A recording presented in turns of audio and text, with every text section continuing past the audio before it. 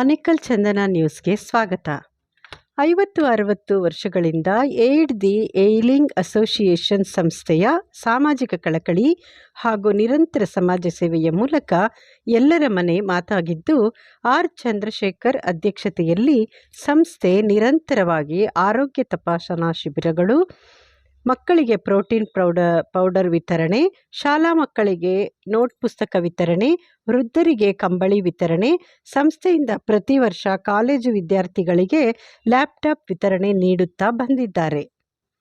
ಬೆಂಗಳೂರಿನ ಪ್ರತಿ ವಿಧಾನಸಭಾ ಕ್ಷೇತ್ರದಲ್ಲಿ ನಿರ್ಗತಿಕರು ಕಂಡುಬಂದಲ್ಲಿ ಅವರಿಗೆ ಸಹಾಯ ಮಾಡುವುದು ಈ ಸಂಸ್ಥೆಯ ಉದ್ದೇಶ.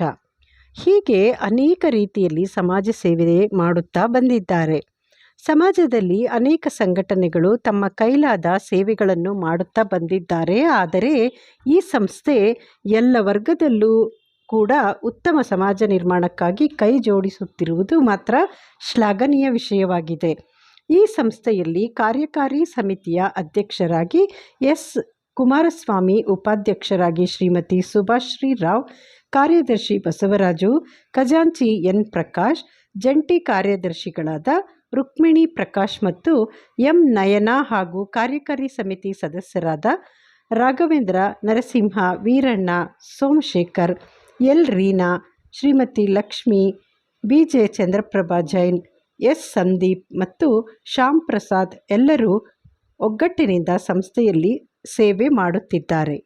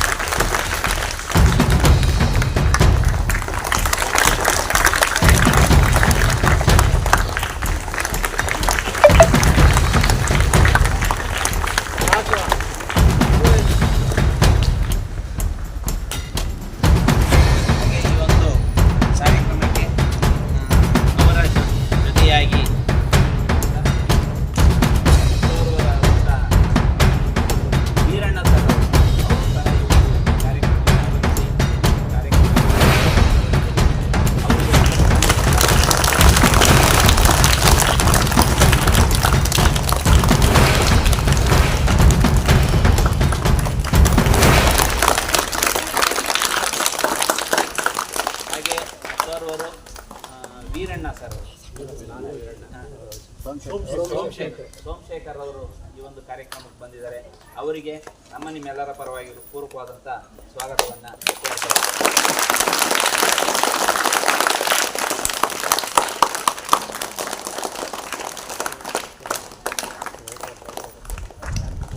ಹಾಗೆ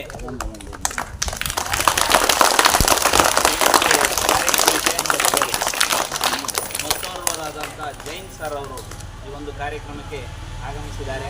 ಅವರು ಈ ಒಂದು ಕಾರ್ಯಕ್ರಮಕ್ಕೆ ಆಗಮಿಸಿದ್ದಾರೆ. ಅವರಿಗೆ ನಮ್ಮೆಲ್ಲರ ಪರವಾಗಿ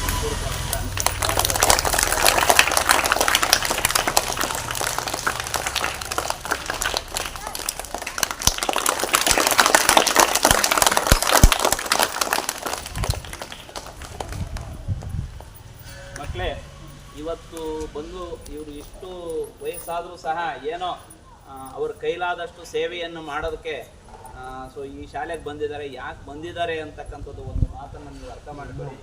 ಮುಂದಿನ ಜೀವನದಲ್ಲಿ ನೀವು ಸಹ ನೀವು ದೊಡ್ಡವರಾದ ಮೇಲೆ ನೀವು ದುಡಿಯುವಂಥ ಯುವತಿಯರಾದ ನಂತರ ಅವರು ನಿಮ್ಮ ಕೈಲಾದಷ್ಟು ಸೇವೆಯನ್ನು ನಿರ್ಗತಿಕರಿರ್ಬೋದು, ಬಡವರಿಗಿರ್ಬೋದು, ಅವರಿಗೆ ಒಂದು ಸೇವೆಯನ್ನು ಮಾಡಿ ಅಂತಕ್ಕಂಥ ಒಂದು ಪ್ರೇರೇಪಣೆ ಆಗಲಿ ಅನ್ನೋ ಉದ್ದೇಶಕ್ಕೆ ಇವರು ಸಹ ಇವರು ಸ್ವಂತ ಕೈಯಿಂದ ಹಣವನ್ನು ಖರ್ಚು ಮಾಡಿ ಊರು ಅಂದರೆ ಬೆಂಗಳೂರು ನಮ್ಮ ಹಳ್ಳಿ ಸೈಡಲ್ಲಿ ಕಡಿಮೆ ಇರ್ಬೋದನೋ, ಆದರೆ ಪಟ್ಟಣಗಳಲ್ಲಿರ್ತಕ್ಕಂಥ ಅನೇಕ ಬಡ ಮಕ್ಕಳಿಗೆ ನಾನು ಆಗಲೇ ಹೇಳಿದಾಗೆ ವಿದ್ಯಾರ್ಥಿ ವೇತನ ಇರ್ಬೋದು, ನೋಟ್ಬುಕ್ಸ್ ಇರ್ಬೋದು, ಅಥವಾ ಲೇಖನ ಸಾಮಗ್ರಿಗಳು, ಬೇರೆ ಬೇರೆ ರೀತಿಯ ಸಾಮಗ್ರಿಗಳು, ಬ್ಯಾಗ್ಗಳು ಹೀಗೆ ಉಚಿತವಾಗಿ ನೀಡ್ತಾ ಬಂದಿರ್ತಾರೆ.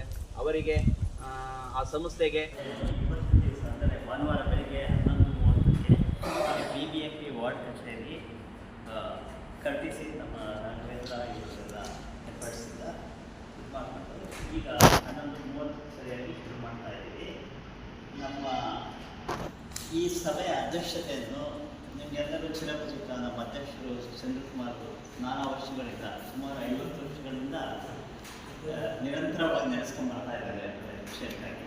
ಅವ್ರ ಬಗ್ಗೆ ಹೆಚ್ಚಿನ ಈ ಸಭೆಯ ಅಧ್ಯಕ್ಷತೆಯನ್ನು ವಹಿಸಲಿದ್ದಾರೆ. ಹಾಗೂ ಎಲ್ಲ ಸದಸ್ಯರ ಈ ಬಂದಿರೋ ಸದಸ್ಯರಿಗೆ ನಾನು ಅಭಿನಂದನೆ ವೆಲ್ಕಮ್ ಮಾಡ್ತೀನಿ, ಸ್ವಾಗತ ಬಯಸ್ತೇನೆ. ನೀಟ್ ಅಚ್ಚುಕಟ್ಟಾಗಿ ಇಟ್ಕೊಂಡು ಬಳಸಬೇಕು. ಅದು ನಿಮಗೆ ಫ್ರೀ ಆಗಿರ್ಬೋದು, ಅಂತ ಅವ್ರು ದುಡ್ಡು ಕೊಟ್ಟಿರ್ತಾರೆ. ಯಾವುದು ಫ್ರೀಯಾಗಿ ಬರಲ್ಲ. ಅದು ಫಸ್ಟ್ ತಲೆಯಲ್ಲಿ ಗೌರ್ಮೆಂಟ್ ಸ್ಕೂಲ್ ಅಂದರೆ ಎಲ್ಲ ಫ್ರೀ ಸಿಗುತ್ತೆ, ಇಲ್ಲ, ಎಲ್ಲದಕ್ಕೂ ಬೆಲೆ ಇದೆ. ಆದರೆ ನಿಮ್ಗೆ ತಲುಪಬೇಕಾದ್ರೆ ಫ್ರೀಯಾಗಿ ತಲುಪ್ತಾ ಇದೆ ಅಂತೇಳಿ ಅದಕ್ಕೆ ಬೆಲೆ ಕಟ್ಟಿರ್ತಾರೆ ಅವರು. ಗೊತ್ತಾಯ್ತಾ?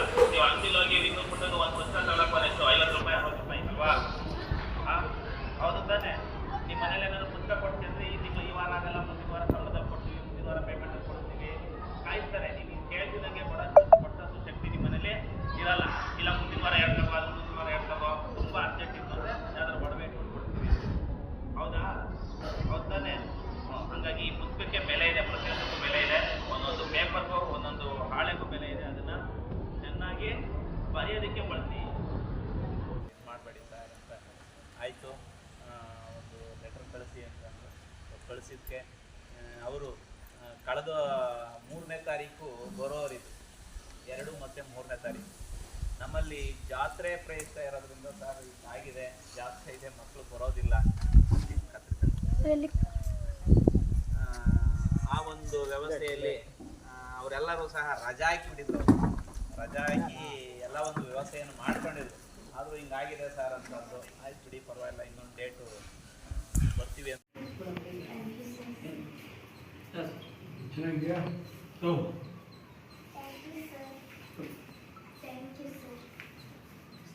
ಕೊಡಿ.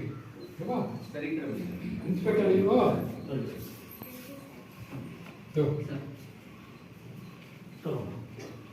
ಹೌದಾ?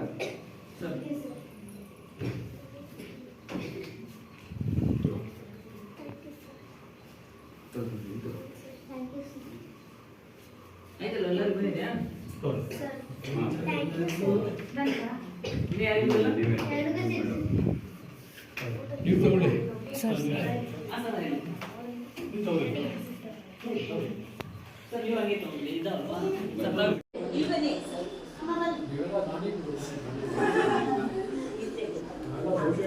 ಆಯ್ತಲ್ಲ